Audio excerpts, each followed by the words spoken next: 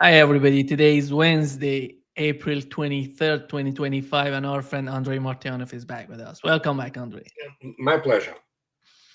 Let's get started, Andrei, with the proposal, the US proposal for a Ukrainian settlement. And here is what JD Vance said about it. Issued a very explicit proposal to both the Russians and the Ukrainians, and it's time for them to either say yes or for the United States to walk away from this process. We have engaged in an extraordinary amount of diplomacy, of on-the-ground work. We've really tried to understand things from the perspective of both the Ukrainians and the Russians. What do Ukrainians care the most about? What do the Russians care the most about? And I think that we've put together a very fair proposal. We're going to see if the Europeans, the Russians, and the Ukrainians are ultimately able to get this thing over the finish line. Again, I feel pretty optimistic about it. I think everybody has been negotiating in good faith, but it's now time, I think, to take, if not the final step, one of the final steps, which is at a broad level, the parties saying, we're going to stop the killing, we're going to freeze the territorial lines at some level close to where they are today, and we're going to actually put in place the kind of long-term diplomatic settlement that hopefully will lead to long-term peace. Andrei, he's talking about freezing the line, the battlefield, the line of conflict. As we know that is not possible in the No, it's a no-go. It's just that's it. And yeah, well, United States. Listen, Doug McGregor already went on record a couple days ago at Daniel Davis when he stated clearly it's a Trump's war now. So no matter what they try to juggle there, it is a no-go. What they have left, and if you listen to what I spoke to Daniel Davis a couple days ago, it's just for United States to get the hell out of the way. Simple as that. If United States wants to go, so yeah, sure.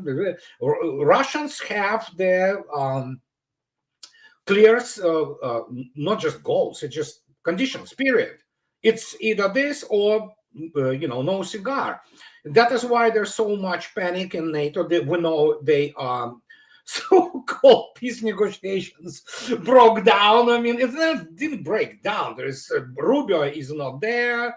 Witkov is not there. What to talk about? What with who? And the question is that Vladimir Putin, regarding this Financial Times BS, the pile of bovine excrement, which they pretended as that people who know something, told us. No, Putin couldn't have said that because Putin is a guarantor of the Russian Constitution, being the president of Russian Federation. And all those four oblasts are included in Russia through constitutional process within their borders, administrative borders, as they existed at the time of the breakup of the Soviet Union. Game over. It's not discussed. It's not debatable. There's nothing to discuss. About this Crimea thing, it's just laughable. Russians laugh, and so what can I say? And could it be their coordinated dance between Russia and United States in terms of providing off-ramp for Trump administration and say, you know what, we did all we could, go to hell? Possible. It's not excluded at all. Again, Witkov last time was sitting with Vladimir Putin, no less, for 4.5 hours. Of course, they discussed Iran. How long it took? Probably 50 minutes, 40 minutes. And we suddenly have the war is a no-go now, which is good. But what about the rest? I don't think there was explanation to Witkov, because Witkov knows this. He's an experienced guy. He is by no means stupid. But I think so there was a messaging. There was the thing of the conditions on how Russia can provide the off-ramp for the United States. Because the United States needs to get the hell out of this whole mess, which they created, of course, with the help of the European, war criminals, essentially. And so that could be the case here, that we say, you know what, we did everything we could. You cannot, and of course, everything on this matter is related to internal political dynamics in the United States.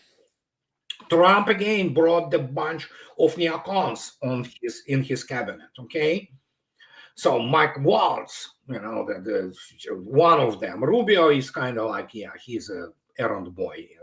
He's somehow in the middle, Andrei. He's trying to play both. Yeah, he tries to. sides. Yeah, he has to. He is a very important figure. He is the Secretary of the State. You cannot deny the importance of this position.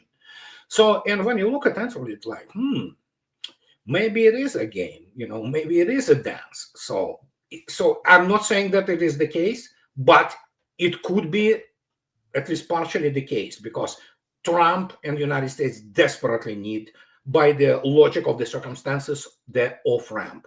And as we saw how the Iranian crisis was resolved to a degree, Trump faces obviously the headwind, with all those neocons and loonies and fanatics from both, Republican and Democratic Party. The Congress is utterly corrupt. And so there you go. That's what we have now. Andrei, isn't that amazing? Just you talk about Iran, the Democratic Party, the party who tried to make a deal with Iran. Right now, they're totally against Donald Trump in terms of the negotiation. They're doing everything to avoid. I speak about one of such representative, Jason Crow, together with Mike Waltz. They wanted to investigate Russia's war crimes. These are not normal people. They are, I'm veteran, I've been deployed to Afghanistan and Iraq. Okay, yeah, sure. So what did you do? Have you fought the real enemy? Well, you practically shoot up people who are defenseless. And even that, they kick your butt. The problem is that, of course, these guys, they are sore losers. There are people who are naturally stupid among them, make no mistake. But most of them, they have the psychology of a grunt. They do nothing wrong with the grunt. There is no army without grunts. Make no mistake. I do not use this in any kind of the contemptuous way. But the problem is, you put them in front of the real military professional, for example, with Russian military academies and war colleges, and let alone Academy of General Staff. They will not understand even what he will be trying to convey to them.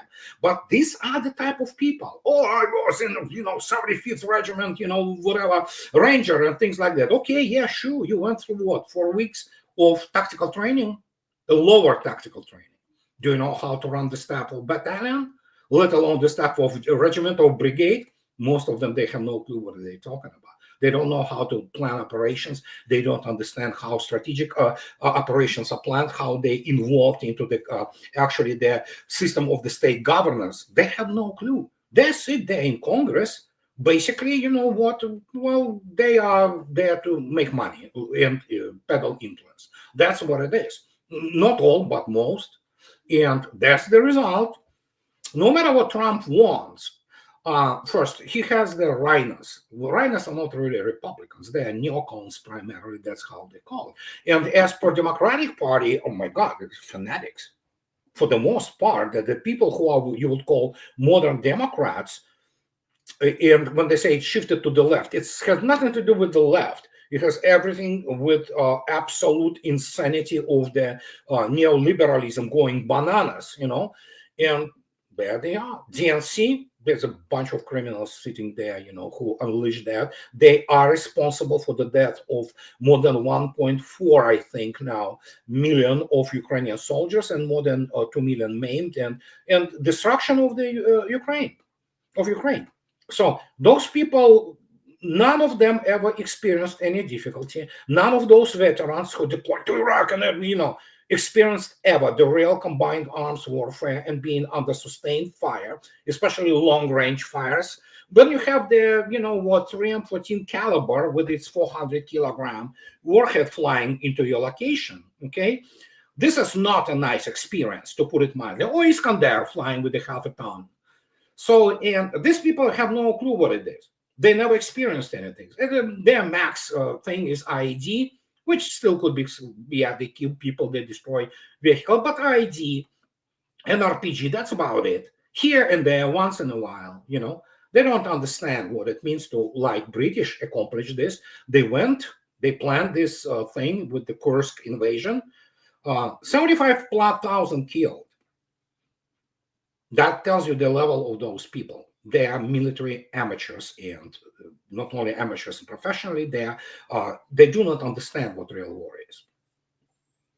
Andrei, Vladimir Putin, years ago, he raised a very key issue, which I do believe still is the case with the United States, which was how the domestic policy, this fight between Republican, Democrat, the establishment, the people against the establishment, is shaping the foreign policy of the United States, as Putin is putting the foreign policy of the United States in some sort of inconsistency that nobody knows how to deal with. And that's still the case. You look at Russia today, they don't know what to do. They don't know who's going to be after Trump, who is the Trump administration. Yeah, I mean, United States broadly is not governable. It's the country which used to have a more or less. I mean, it was still corrupt, but at least the political system was functioning. And but once the Soviet Union collapsed, and this stimuli, those stimuli from the outside, in terms of the all kinds of the things performing of the democracy, they love to talk about democracy and things of this nature, they just evaporated.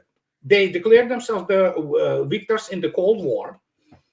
And for some reason, they decided that, we destroyed Soviet Union. They didn't. Soviet Union destroyed itself and had nothing to do with the United States. Well, very marginally. And the point is that America doesn't know what war is. For all love of Americans, and I subscribe to it completely. I not only support, but I exercise the Second Amendment, to own and bear guns and things of this nature. America is extremely illiterate in terms of war.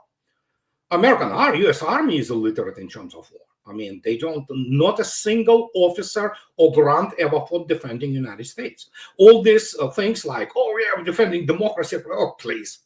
I mean, nobody believes this BS, it's just complete garbage, So the Imperial Expeditionary Force primarily, and which is designed to fight people who are grossly inferior. Okay, even during the World War II, the heroism and dedication of the United States Army and Navy and Air Force, nobody wants to deny them.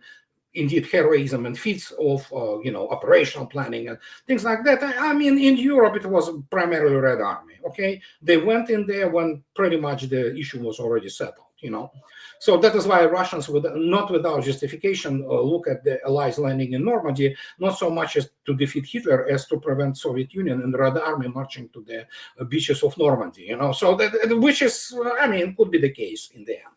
But the point is that ask any graduate from U.S. Army War College, what do they know about combined arms war? They know nothing. What they know about combined arms warfare is some fantasy from the Gulf. That's it. They beat the crap, pardon me, from the backward, literate army after half a year, deploying forces with impunity. It's like, sure, yeah, if you think that that's the war, yeah.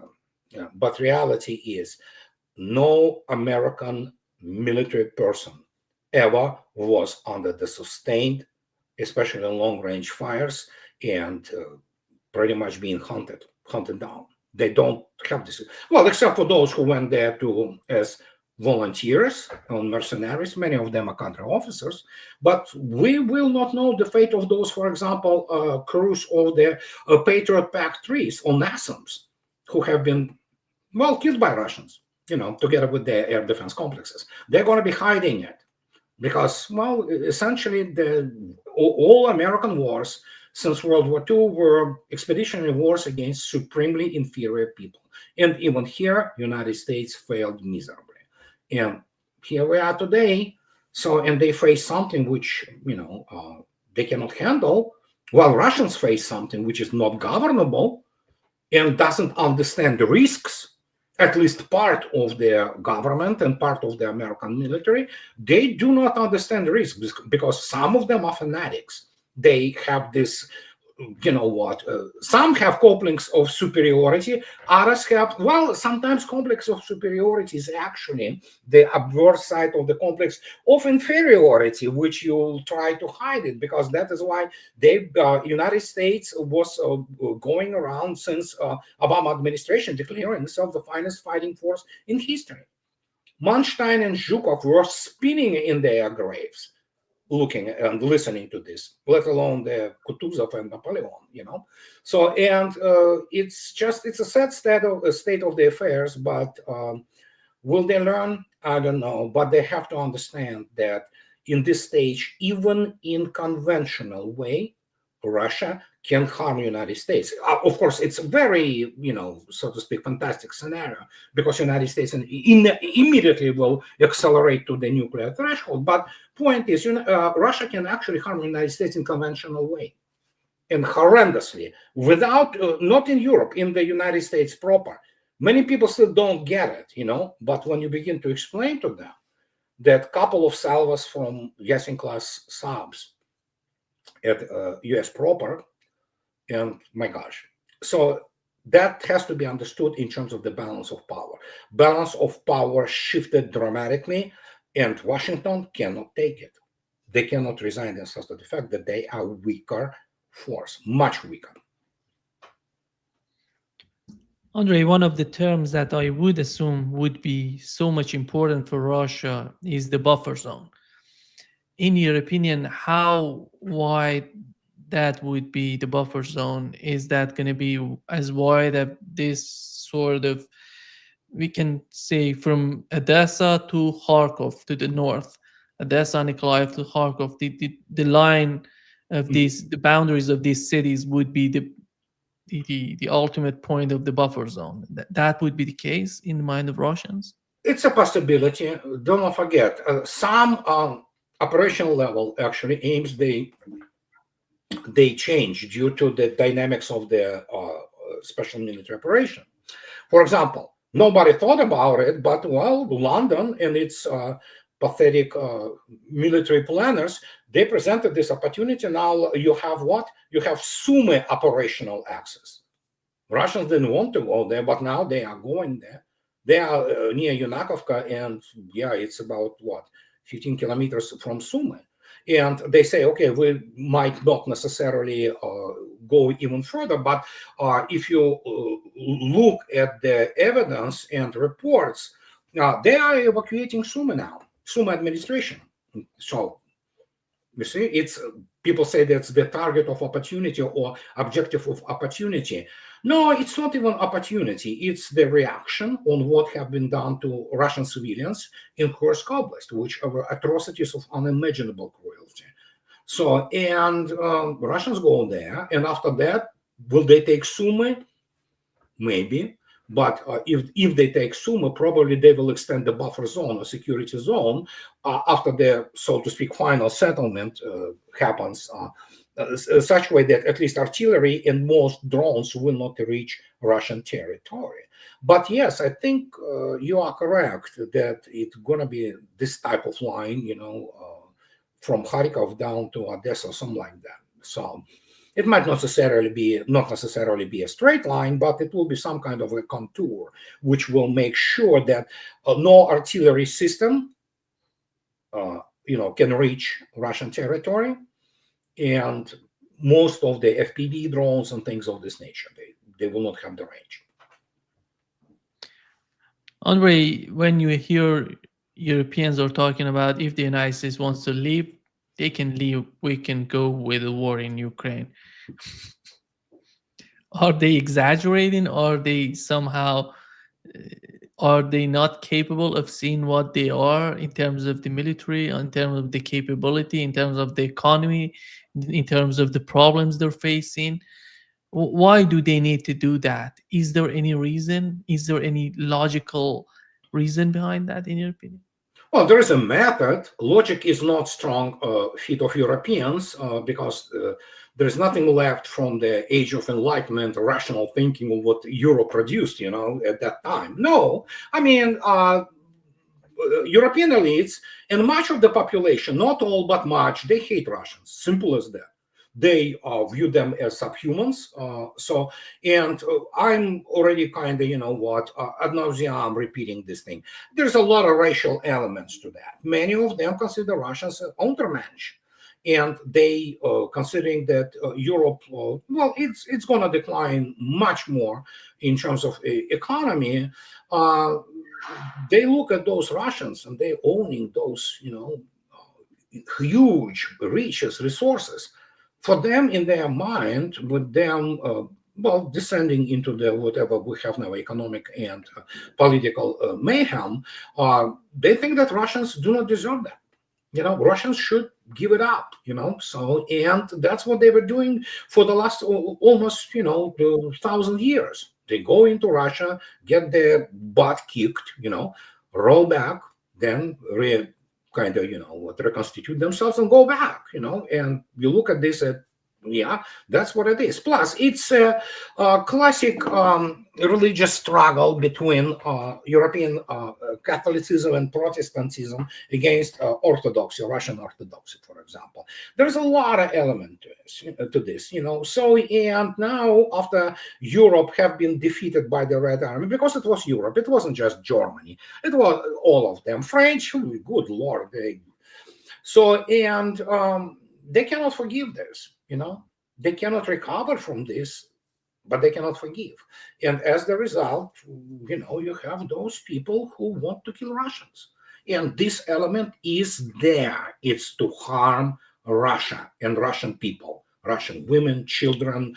They applaud the atrocities. They applaud the killing of Russian children in Kursk by, there are French guys who, for example, they committed robbery, rapes, Poles, I mean, my gosh, Poles just hate Russians. I mean, not all Poles, make no mistake again, but you had the occasions when even Ukrainian troops in Kursk area, when they would, not only in Kursk though, but pretty much, and this, anyway, along the line of combat contact, they go in, and those who have some humanity left in them, they say to Russian civilians, run, because if Poles come, you're dead.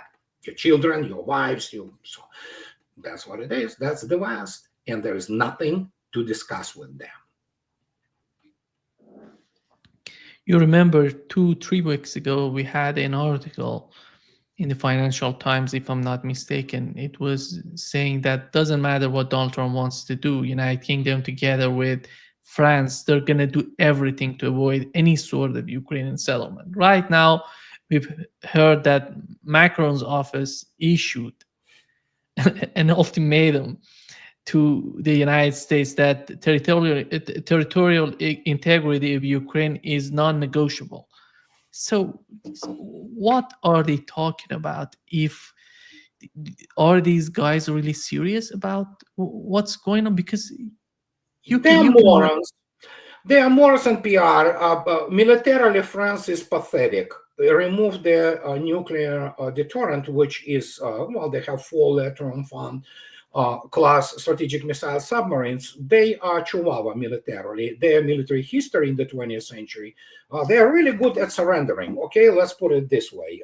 And they are good at forming SS units. They're good. They were good cooperating with Hitler. They're really good, Petain government, they do not want to remember this, but French are Nazis. Many of them are. They supported it, So the only, heroism by their men was to shaving heads of those girls who were dating, German officers and soldiers during the World War II. That's the level of expertise. In terms of their operational capability, they are pathetic. They just, UK is not even the army. They don't have the army. Same goes for Bundeswehr. And so whenever these clowns are saying that they can support something, my video is coming up precisely about it, about this French admiral who is the chief of the Office of Transformation for NATO. So those people, it's unbelievable. So just to give you example, France has about 270, I believe, Leclerc tanks. For some reason, they call them the best tanks in the world, but they don't send them into Ukraine because they know it's going to end up the same as what happened with Abrams, latest versions of Leopards. Challenger, it turned out to be a complete pathetic piece of garbage, So, and they talk too much. Well, Vladimir Putin speaking today to the Military Industrial Commission today, just 2024, Russians produced more than 4,000 armored vehicles, including tanks, BMP-3s, and I mean, what the hell are we talking about? People sometimes do not understand that all the stock market, those shares of the, remove from France Airbus, which is of course a joint venture, but French do a lot of it. They have an integration facility in Germany too. But remove Airbus and some shipbuilding capabilities in Saint Nazaire, France doesn't have real economy after that, So, and the same goes again. What do you have about UK? It's a circus, literally. Their forces are nothing but the sitting ducks. They have no experience of the real war. They do not understand what comes into it, and they don't have economy to support it. Every time you hear from some imbecile from European Commission that, we're going to put economy into the war footing, they don't understand what war footing is. For example, if you take a look at the European Commission, von der Leyen and all that, she's a gynecologist and children's specialist. She will understand the first thing, what is the war economy. None of them understand. Look at the government in Germany. Those people do not understand what CNC, computer numerical control, rigs are and how they have to be integrated to produce. They don't understand what metrology is. Okay, so, and they believe this BS from same imbeciles, which are, well, it's actually comes across pretty much everywhere, across all countries, journalists. Most of them are imbeciles. They are glorified language people. They can teach language. In Russia, they can teach Russian. In, United States, they can teach English, but they have no expertise in anything. They don't know anything.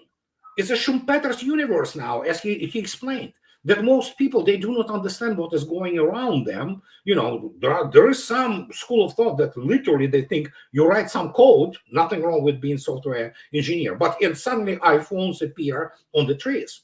That's the level of understanding. They won't understand what it takes to create modern combat aircraft. They don't.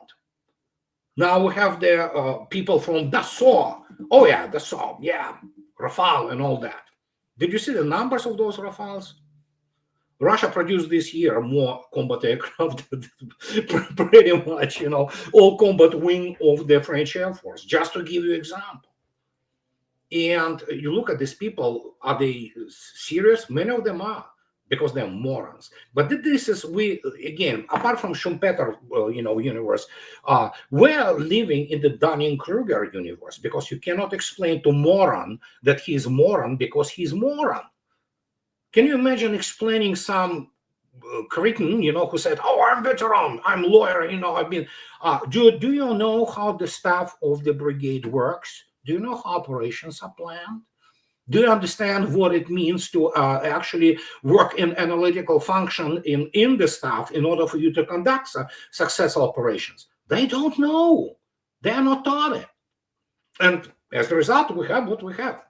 And when you talk about Europe, it's so bad. You should, I don't know, did you invite Jacques Beau, Colonel Jacques Beau? Jacques explains beautifully, Those people do not even understand dynamics. They are not taught. They don't have the, the operation of their mind, operation of their brain, that they can understand the dynamics and trends. They cannot do that. So, and as you look at it intensively, look at Europe, and it's pathetic, honestly. And of course, most importantly, they don't have energy. They cannot produce anything. Everything they will try to produce will cost its weight in gold. Andre, if you were, because in order to understand what's going on with the case of you, as you mentioned, with the army in Germany, in the United Kingdom, if you were to compare the army of Ukraine before the conflict started to the army of any of these countries in the Western, I'm talking about Western European countries, how do you compare the Ukrainian army to the army they have in United Kingdom, in Germany? The best army Europe ever had since Hitler. They were more powerful than French, British, and the rest, German, and the rest European armies combined. If you look attentively, in terms of numbers, in terms of the equipment, and well, in terms of it was their mistake. They were trained by NATO people as the result. So, but yeah, I mean, what can I say? It's the West in general have been exposed as a paper tiger, and especially what many people still do not understand. It's not even the ground, the average ground on those countries. The officer corps is dismal. As Jacques told you, they couldn't even understand what they were looking at because they are so much. That's how incompetent they are. And you again, my video is coming up shortly about this French admiral. So I mean, he commanded pretty much most important ships in French Navy and all that, but he talks about, like, condescendingly, that Russians adapted to NATO weapons. NATO weapons are so inferior that I cannot explain to you. These people literally don't understand basic higher tactics, the higher level tactics, which is brigade level tactics. Operations, they are amateurs. So the way that you're picturing, let me just interpret what you've said. The best army in Europe was fighting Russia, and the best intelligence coming from the United States to Ukraine, they were not capable of doing anything. And right now, Europeans are feeling that they can make some sort of change. This is the level of you cannot ignorance. fix that. You cannot fix stupid. And again, as I already stated, they are driven by hatred. Okay, they hate Russian gods. Take any politician, most. I'm not saying all, but most. They hate Russian gods. They're ready to scratch, spit, throw stone, whatever, just harm a little bit. That is why finally Russia completed full 180 degrees away from Europe, and it should never be again any kind of the meaningful culture. Well, first, right now it's Europe as it exists today. It's Sodom and Gomorrah, basically. That's what it is. And so I advocated for the Iron Curtain since, I don't know, 2016, probably. So, and those people from Europe who share, common values, primarily Christian values, conservative values, they are more than welcome in Russia. They are met with the open arms, and so. But the rest, I don't know. I don't know what you can talk to them about. They are not normal people, and normal people in the sense that they have any humanity in them. Again, listen. British invented concentration camps. Germans and Europeans took it to the next level. And what was happening. And well, I guess that's the way of Europe. But thankfully, Russia is done with it. And there were attempts, I believe, to get back into economic thing. IKEA now is trying to, register its brand again in Russia. Oh, good luck getting that, because they started to complaining, all kinds of those companies, that their price of entering Russia back or re-entering Russia is so high. Of course, it's like Siemens,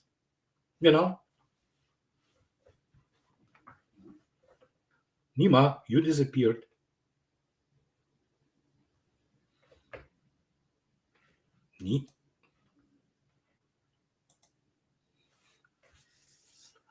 Can you hear me, Andrei? Yeah, you just kind of, but did you hear me? Yeah. So Yeah. yeah, it was the freezing of the frame. So yeah, this is what it is. I mean, nothing that we can do about it. You just can't talk to those people.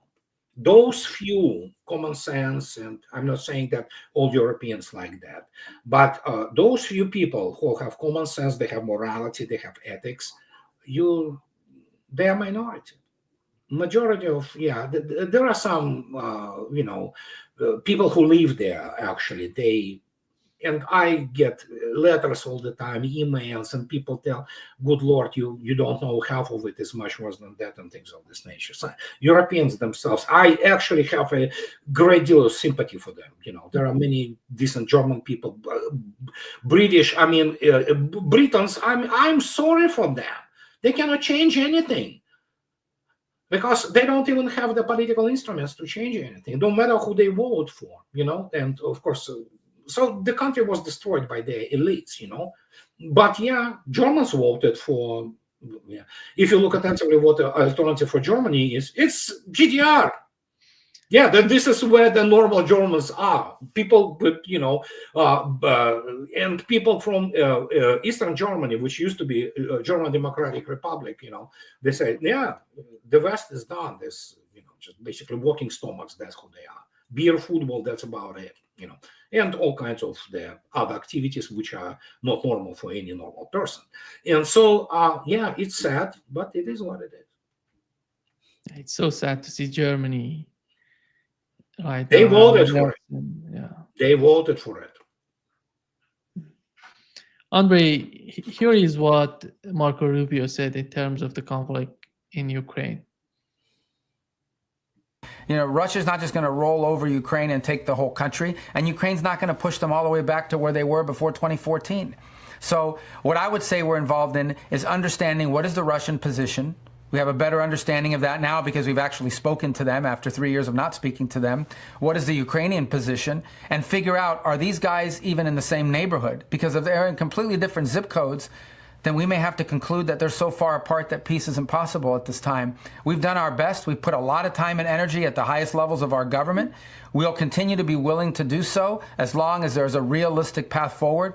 If at some point we determine that we're just too far apart and not enough movement is happening, we may need to move on to other priorities because there are a lot of important things happening in the world. This is not our war. We didn't start this war.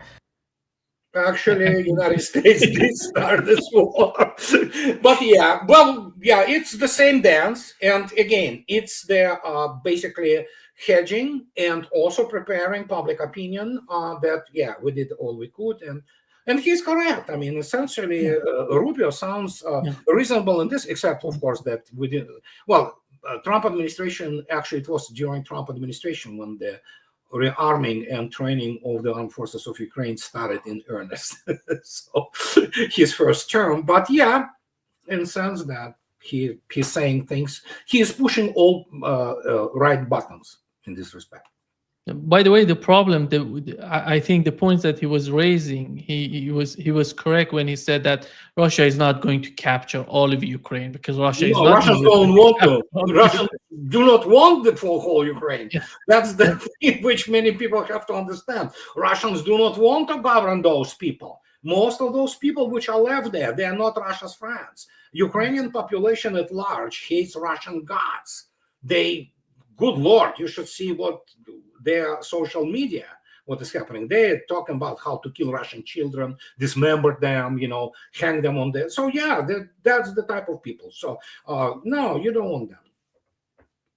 And the second point was that Ukraine is not able to capture Crimea and other. No, I mean,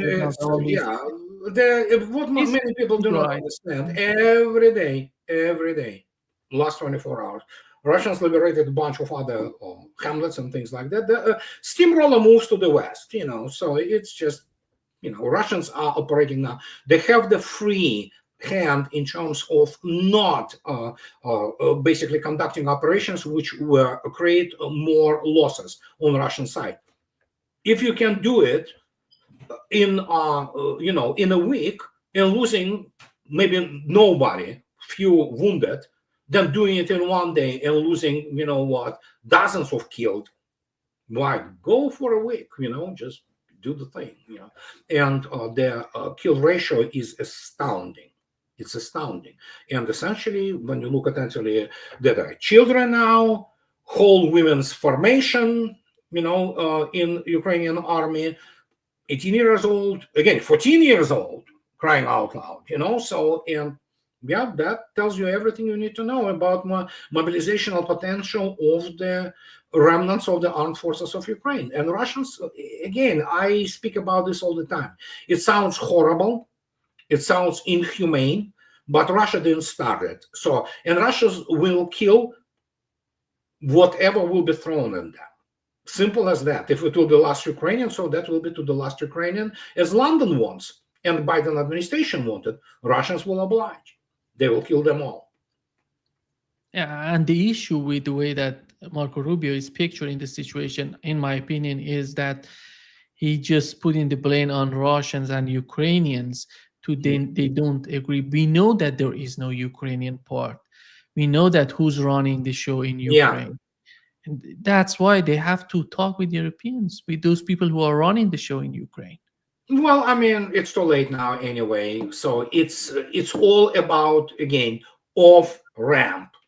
Putin doesn't speak to Europeans. Europeans, as we know now, it was admitted by, not admitted, it was stated actually by people such as Viktor Orban, that some European leaders, who those? Well, Macron probably. The guys are covered, and he looks at the country which, they destroyed essentially. So did he call Putin secretly? Most likely. So could it have been this moron, what's his name? Oh, good Lord, Jesus. German Olaf Scholz? Absolutely possible, But they are trying to cover, cover US, CIA, because obviously they face their very serious domestic issues, very serious. And in this case, they don't want to advertise it, but they need to play to the public, which, by the way, brainwashed, especially the conformity is, for example, the national trait of Germans. They believe, many of them do believe, their media. So goes for British. They believe this garbage which is published in there. Oh yeah, BBC talks about it, a bunch of British BS corporation, the pedophile center actually, so central. And so when you look at these people, they need to do something. The only thing they care about, their well-being and their power. Their well-being is the derivative of their political power. They need to stay in power, apart from the fact that many of them qualify as criminals, not only for the international reasons, which, for example, there once this whole thing over the real international tribunal on the war crimes committed in Ukraine will start by Russian side, but even domestically. Look what they did to Marine Le Pen. And she's a globalist, okay? She is nothing new, essentially. She is a professional opposition leader, who never had any real plan or anything to save France, which requires saving. But then again, maybe it just should let it go, and by 2050 there will be no unified France. That's what is happening. And for example, for Macron, does he have enemies? Oh, you bet he does have enemies in France. Do they want his head? I'm pretty sure they do. But again, look at French. They voted him in twice. So, and the last time you cannot say that there was some kind of the, corrupt, elections. He won by a landslide. He beat Marine Le Pen by, it's a knockout. French decided this to be their government. Let them enjoy it, and same goes for all Europeans. And, but what can I say? I mean, it's just unbelievable what is happening. It is so beyond what we ever saw, okay? And so United States needs off-ramp. And again, do I like what was done? No, of course not. But as I repeat constantly, morality, in a sense, doesn't have the place here other than the cold-hearted calculation. Russians could be as cold-hearted as anybody else when it needs to be. And United States matters. It's an important country, unlike Europeans, for example. And the question here is how you find this modus vivendi between the two nuclear superpowers. Make no mistake, United States case, it's not just nuclear superpower.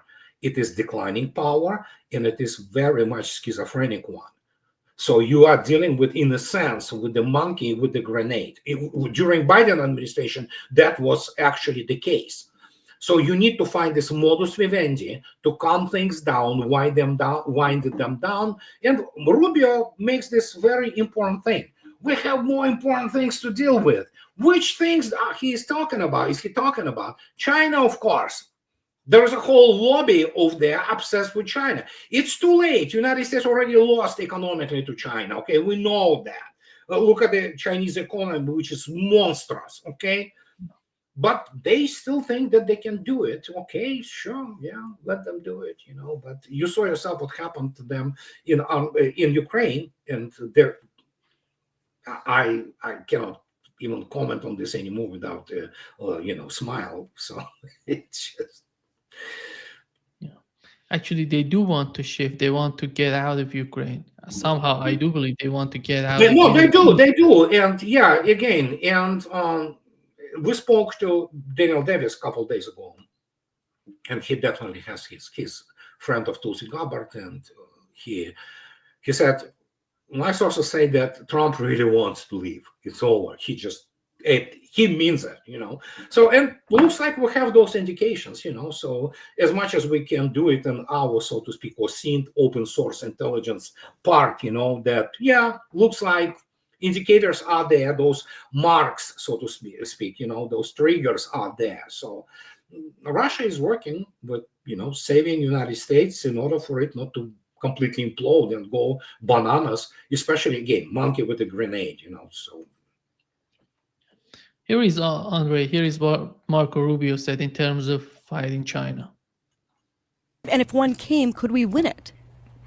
What we want to do is prevent a war from China by being strong enough to make them understand that they could never win a war against the United States. A war against China would be a terrible thing. I know, but and how do they want to fight a war? Here is J.D. Vance, Andrei. The Industry Alliance will enable America and India to develop the most state-of-the-art maritime systems needed for victory. It's fitting that India this year is hosting the Quad Leaders Summit this fall. Our interests in a free, open, peaceful, and prosperous Indo-Pacific are in full alignment. Both of us know that the region must remain safe from any hostile powers that seek to dominate it. Growing relations between our countries over the last decade are part of what led America to designate India a major defense partner, the first of that class. This designation means that India now shares with the UAE a defense and technology infrastructure and partnership with the United States on par with America's closest allies and friends. But we actually feel that India has much more to gain from its continued defense partnership with the United States, and let me sketch that out a little bit. Andrei, the term of India, the way that they're picturing India, do you think that it seems some sort of fantasy to me, that they think that after all, India would be under part and fighting China? Yeah, it's BRICS, India BRICS. Obviously, Indians will look for profiteering on all sides. But hey, that's India, all right? That's how they operate. Modus operandi for them, and everybody knows that. Do not forget, all this funny talk about preventing war with China. Chinese do not really want war. I mean, they are commercial civilization primarily. But of course, 25% of the Chinese energy goes through the shipping lanes of communications out of Persian Gulf to through Indian Ocean. And we know the tensions between India and China, which of course Russia is now trying to, harmonize. And it looks like it's working, okay? But of course, United States wants Indian Navy. It's a significant Navy. and it will be more significant. And of course, these ideas of AUKUS, place those Virginias at Perth in Australia, which immediately gives them the operational space to just go out of Perth and immediately dive in. Off you go, just wonderfully, beautifully located city, and continent. So they want to control the shipping lanes of communications, of course, in the Indo-Pacific area. And considering the fact that monstrosity of the Chinese shipbuilding industry, which is building ships like cars, so it's already overtaken United States Navy by over in the surface combatants, and some of them, well, there's a whole lot of story about the weapons there, but the point is, they will procure more and more Type 055, which is state-of-the-art, beautiful ship, destroyer. It looks more like a cruiser, actually. And obviously, the only trump card, so to speak, which United States Navy has in this respect, it's a submarine force. China lags dramatically behind in submarine technology. But then again, who knows what Russians will be willing to share with Chinese. And so in this case, United States is looking for any kind of the allies in the area, because probably in 5 years, United States Navy will not have enough required forces surface-wise to even, counter China plan, they call it, which is funny, People's Liberation Army Navy. They will be deploying it into the Indo-Pacific area, and that will present an operational trouble for United States Navy, unless, of course, God forbids, nuclear submarines are good for actual war. You don't have them to demonstrate the flag. The whole idea is to be clandestine as possible. But I mean, in terms of surface combatants, China will be countering United States Navy, and it will be countering it from the ranges which make even the beloved American carrier battle groups not in the range of do something about it. Prior, let's say 30 years ago, United States would say, oh yeah, we have carrier battle groups, we'll, but aviation takes off and launches and all that. Suddenly you are talking about the missile technology, which in the ranges of 1,000+ kilometers, which essentially makes even the E-2 Hawkeyes, which are the main eyes and ears, if you wish, well, eyes primarily, of the United States Navy and carrier battle groups, they will not be able to sweep something to detect it, because it will be beyond their range, even at the, the edge of their patrol, station. And that changes everything, So just to give you an example, as Russians, the 3M-22 Zircon hypersonic weapon, in itself, once it's launched, it's over. It has a range of 1,500 kilometers. It's twice longer than whatever these carrier battle groups actually can even sweep and know around. So we're looking at the change and dramatic shift in the issues of the tactical and situational awareness for the types of forces. And Chinese are getting there too, at least on surface combatants. And so United States desperately needs some kind of the additional allied force, in a sense, which is significant Indian Navy.